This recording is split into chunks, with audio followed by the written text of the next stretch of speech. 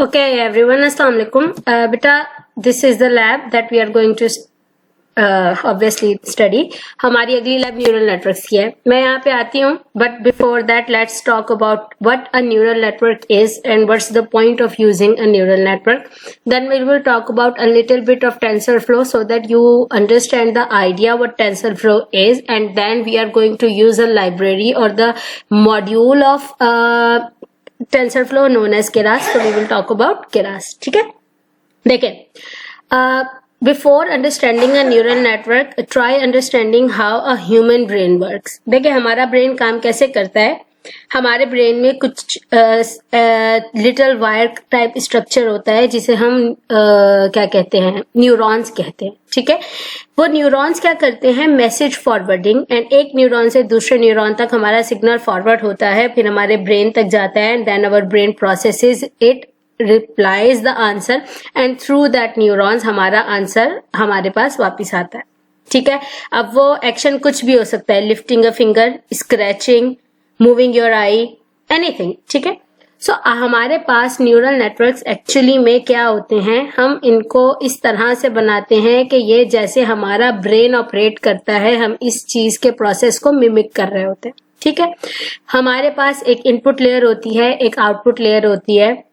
Input layer is what you are going to give it, what is the inputting, the data you are actually inputting, and output layer is what you expect, what is the prediction, what is the result. इन सब के दरमियान में यहाँ पे आपके पास multiple layers होती हैं that are actually hidden. In layers के ऊपर आपके पास एक्टिवेशन फंक्शन काम कर रहा होता है. ठीक है, अच्छा, की टेकअवेज क्या होते हैं हमारे पास कि एल्गोरिदम ऑपरेशन ऐसे मिमिक करता है जैसे हमारा ब्रेन. ठीक है, उसके बाद हम वैरायटी ऑफ एप्लीकेशन के लिए यूज कर सकते हैं, fraud detection, assessment. Neural networks आपके पास बहुत ज्यादा डीप जाके आपके चीजों को प्रोसेस करता है.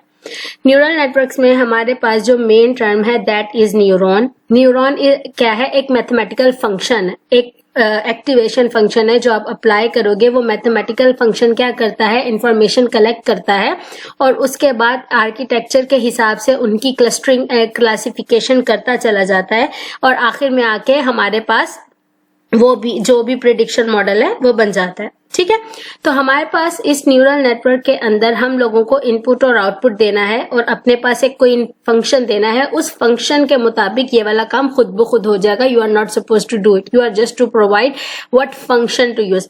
मल्टीपल रिग्रेशन मॉडल हो सकता है, मल्टीपल लीनियर रिग्रेशन मॉडल हो सकता है, मल्टीपल बायनोमियल रिग्रेशन मॉडल हो सकता है. Whatever the model is, you are just going to say they are multiple models. यहाँ पे हम दो यूज करेंगे, दैट इज सॉफ्टमैक्स एंड रेलू. मैं इन दोनों के बारे में बता दूंगी कि ये होते क्या है.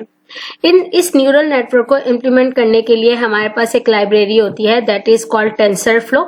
टेंसरफ्लो एक मशीन लर्निंग लाइब्रेरी है. इस मशीन लर्निंग लाइब्रेरी में क्या होता है, आपके पास बहुत सारे एप्लीकेशंस हैं, बहुत सारी लेट्स से लाइब्रेरीज है बिल्ट इन, बहुत सारी चीजें हैं जो ये क्या करता है, आपको न्यूरल नेटवर्क्स यहाँ पे डीप लर्निंग के मॉडल्स को इम्प्लीमेंट करने के लिए ये लाइब्रेरी आपको हेल्प करती है. AI machine learning, deep learning, anything that you want, TensorFlow is here to work. ठीक है, ये ग्राफिकल एनालिसिस पे भी काम करती है.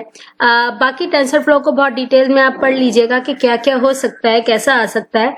यहाँ पे टेंसरफ्लो के अंदर एक चीज होती है दैट इज केरास. केरास एक लर्निंग आईपीआई है जो कि पाइथन में राइट डाउन की हुई है, और ये एक्चुअली में फ्रंट एंड के तौर पे काम करती है किसके, टेंसरफ्लो के. टेंसरफ्लो में केरास आपको अप्लाई करेगा कि आप डिफरेंट लेवल ऑफ ऑपरेशंस, जैसे सीपीयूज पे, जीपीयूज पे आपको काम करना है, आप इस पे काम कर सके. आप डिफरेंट एक्सप्रेशन, डिफरेंशिएबल एक्सप्रेशंस पे बात कर सकते हैं. इसी तरीके से केरास के अंदर आपके पास मल्टीपल चीजें हो सकती हैं. इसके अंदर आप अपने पास मॉडल्स डिफाइन कर सकते हैं, लेयर्स बता सकते हैं. देखिए मैंने अभी थोड़ी देर में बताया था, इस न्यूरल नेटवर्क के अंदर ये लेयर्स आप जो बनाते हैं, ये लेयर्स किसी न किसी एक्टिवेशन फंक्शन पे होती हैं. तो दो मेन फंक्शन यूज हो रहे होते हैं, that are the two famous functions that are ReLU and softmax. हम बोथ यूज करेंगे और यहाँ पे इस रेलू और सॉफ्टमैक्स की एक्टिवेशन फंक्शन पे आप काम करेंगे और ये बताएगा कि आपके पास कितनी लेयर्स होनी चाहिए. मैं भी कोड पे आऊंगी, then you will understand what is this. ठीक है, आप अपने डेटा को ट्रेनिंग एंड क्या कहते हैं, यहाँ पे मेरे पास training, where is this, wait a minute, आप अपने डेटा को ट्रेनिंग एंड टेस्टिंग में डिवाइड कर सकते हैं. Let's go here. मैं just for the sake of speed मैंने गूगल कोलैब यूज किया था। इंशाल्लाह in future I will allow tell you how to work on a Google Colab, but right now आप अपने पास भी काम कर सकते हैं। मैंने जस्ट ऐसे ही किया था बिकॉज मेरा पीसी थोड़ा शायद स्लो हो रहा था मे बी। खैर, सबसे पहले आप टेंसरफ्लो को इंपोर्ट करेंगे। After importing and TensorFlow, let me connect it so that मैं आप लोगों को रन करके दिखा दूं। मेरे पास प्रोग्राम रन है, पर मैं just for the sake of you people मैं कोड लाइन बाय लाइन चला रही होंगी, तो that's why I want you to understand that. I just ये मेरा कोलैब थोड़ा इनिशियलाइज हो जाए, कनेक्टेड। ओके, देखें, सबसे पहला काम किया मैंने अपने टेंसरफ्लो को इंपोर्ट किया। टेंसरफ्लो इंपोर्ट हो जाएगा क्योंकि मैंने अपने पीसी में इंस्टॉल नहीं किया हुआ। जो कोलैब के अपने सर्वर पे टेंसरफ्लो था तो है, बाकी मैंने मैटप्लॉटलिब और नमपाई को इंपोर्ट किया। अब देखें, हमारे पास डेटा होता है that is एमनिस्ट data set and fashion MNIST data set. आप लोगों को फैशन एमनिस्ट डेटा सेट पे काम करना है, मैं एमनिस्ट पे कर रही हूँ। MNIST data set collection of images है जो कि नंबर्स के इमेजेस हैं। It trains the model on that and then it predicts what number is in the testing set. और fashion MNIST different fashion objects है, क्लोथ हो गए, bags and shoes etcetera. मैंने यहाँ पे अपने पास डेटा मेरे पास था नहीं, तो मैंने डेटा क्या किया है, अपनी इस केरास की लाइब्रेरी ही से ले लिया। केरास के पास बहुत सारे बिल्ट इन डेटा सेट मौजूद होते हैं, तो मैंने क्या कहा, टेंसरफ्लो में केरास में के डेटा सेट में से एमनिस का डेटा सेट उठाकर स्टोर कर दो। और उसके बाद मैंने कहा एमनिस का जो डेटा सेट लोड हुआ है उसमें से training, Y training, X testing. X is the independent and Y is the dependent, and then test में independent and dependent variables को क्या करें, मेरे डेटा में से खुद ही सेपरेट कर दें। आप अगर कैगल पे जाके देखेंगे तो MNIST data set, okay, I didn't run it.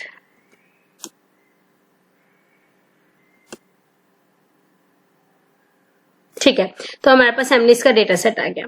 इस एमनिस के डेटा सेट के बाद यहाँ पे मैं प्लॉट शो करना चाह रही हूँ कि मेरे ट्रेनिंग में पहला नंबर क्या है, that is on the 0th index, first index, what is the number. अगर आप एनडी एरे की शेप देखें तो मेरे पास 28 by 28 विद 6000 क्या कहते हैं एरे की शेप है।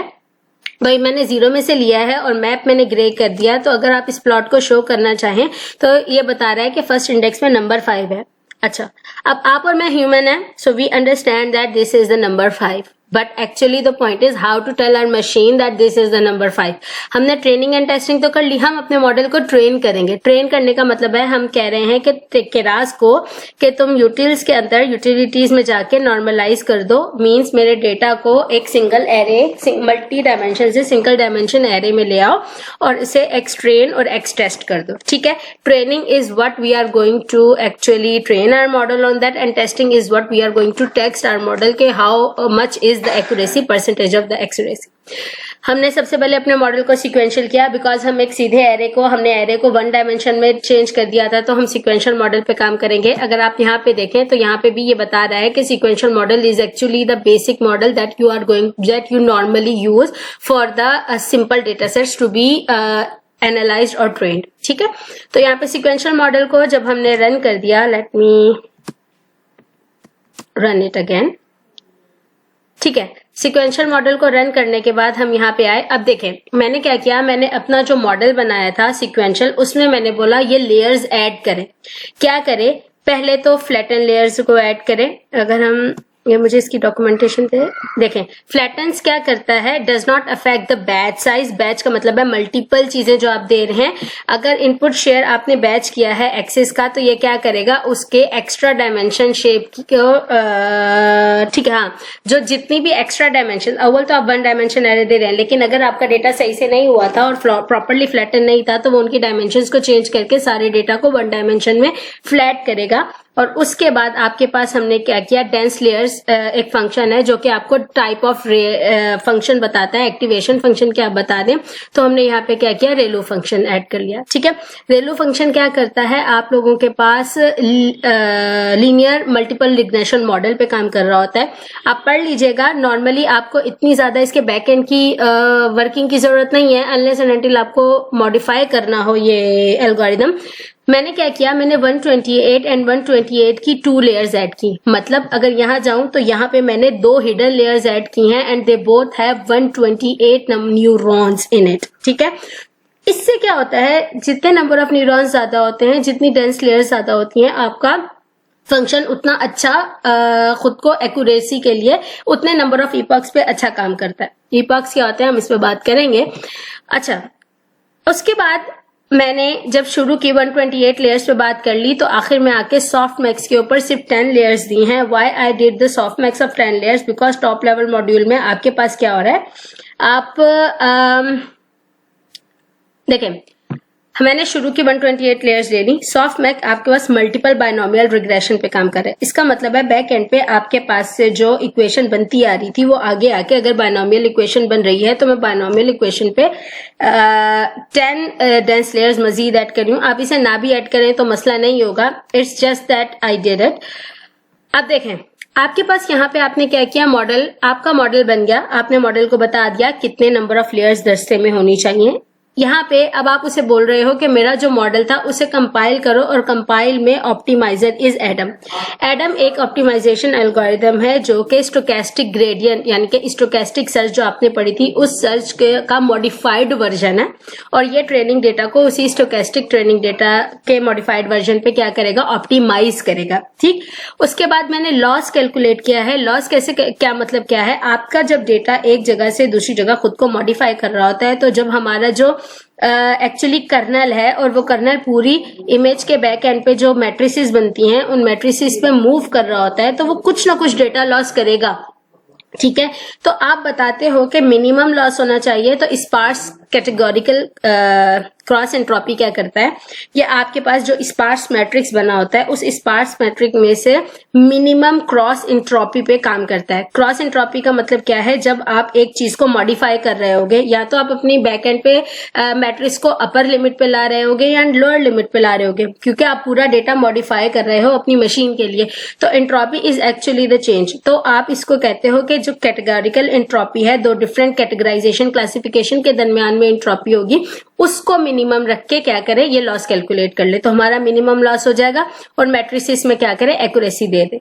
जब हमारा ये मॉडल कंपाइल होता है, हम यहाँ पे आएंगे तो आप देखें मैंने अपने मॉडल को क्या किया है, मैंने एक्स की वैल्यू दी है भाई ट्रेनिंग डेटा, और वाई की वैल्यू भी दी है training data. There is an error, why is an error there. Let me run it again.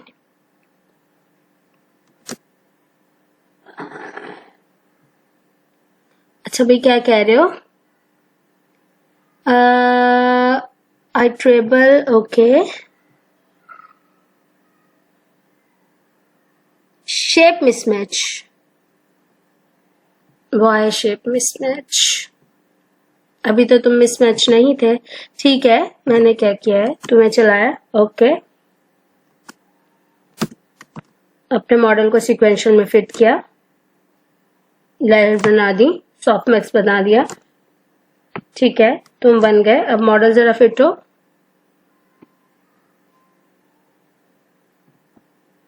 Okay, actually में ऊपर वाला सेल सही से रन नहीं हुआ था, that's why it is working. अब देखिए मैंने यहाँ पे क्या किया, मैंने एक्स की वैल्यू दी एक्स ट्रेन, वाई की वैल्यू दी वाई ट्रेन।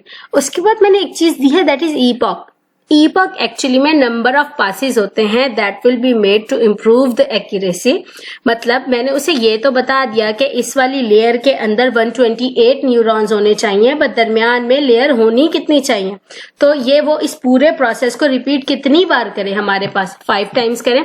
5 टाइम्स में आप एक चीज चेक करें, मेरे पास 4 सेकेंड 2 मिली सेकेंड स्टेप में 25 लॉस था और 0.92% एक्यूरेसी थी। उसके बाद जब इसने मेरे पूरे न्यूरल नेटवर्क को दोबारा से चलाया तो क्या हुआ, जब मैं सेकेंड लेयर पे गई, सेकेंड ईपॉक पे गए, तो देखें इसने क्या किया, हमारी एक्यूरेसी लॉस कम हो गया। ये कैटेगोरिकल दो चीजों के दरमियान में शुरू में उसको लर्निंग करनी थी, तो डिफरेंशिएशन 2 इमेज में ज्यादा था। अगली बार जब उसने मशीन को ट्रेन किया तो मशीन ज्यादा एक्यूरेटली लर्न करने लग गई, तो जो कैटेगोरिकल बीच में हमारे पास एंट्रोपी थी वो लो हो गई। सेकेंडली जब यहाँ पे आए तो वापस से हमारी वैल्यू लो हो जाती है और एक्यूरेसी बढ़ जाती है। इसका मतलब क्या हुआ, जितना ज्यादा आपके पास लॉस कम होगा एक्यूरेसी उतनी ज्यादा होगी। तो हमारा मॉडल क्या कहता है कि आप 98% अप्रॉक्स 98% प्रिडिक्शन कर सकते हैं।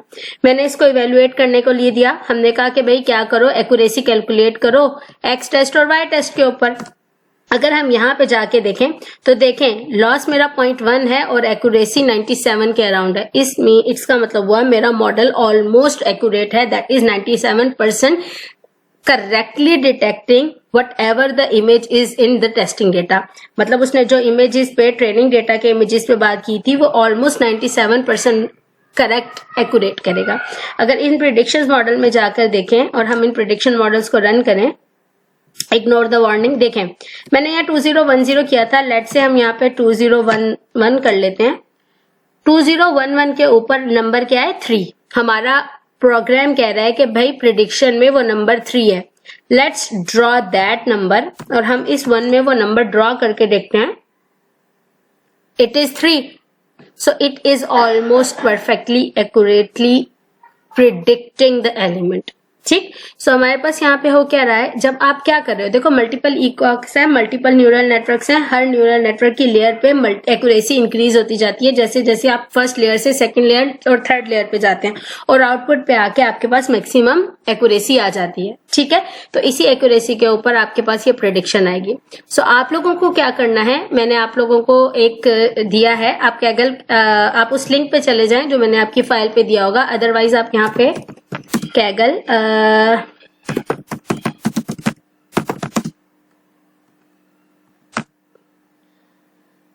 आपको यहाँ पे फैशन एमनिस्ट का डेटा सेट मिल जाएगा। आप इस फैशन एमनिस्ट के डेटा सेट पे जाइएगा और इसको लोड कर लें। तो ये बता भी रहा है कि आप डेटा सेट को कैसे लोड करेंगे, तो यहाँ पे जैसे मैंने लोड किया है आप ऐसे लोड कर लें, या फिर मैंने वहां पे एक कैगल का लिंक दिया है, आप वहां से उठाकर डाउनलोड कर लें। आपको इस फैशन एमनिस्ट डेटा सेट पे जाना है। मैं इमेज दिखा देती हूँ। फैशन एमनिस्ट डेटा सेट का इमेज कुछ ऐसा है, इस तरह के इमेजेस हैं आपके पास, सारे फैशन से रिलेटेड जितने प्रोडक्ट्स हैं उनके इमेजेस हैं, और ये प्रिडिक्शन करेगा। यहाँ ये नंबर्स कर रहा है, इधर ये इमेजेस पे किस पे काम करेगा, फैशन के। So you are suppose to work this on fashion MNIST data set, and inshallah then we'll have a QA session. If you have any QA session then ask me there. Thank you. Allah Hafiz.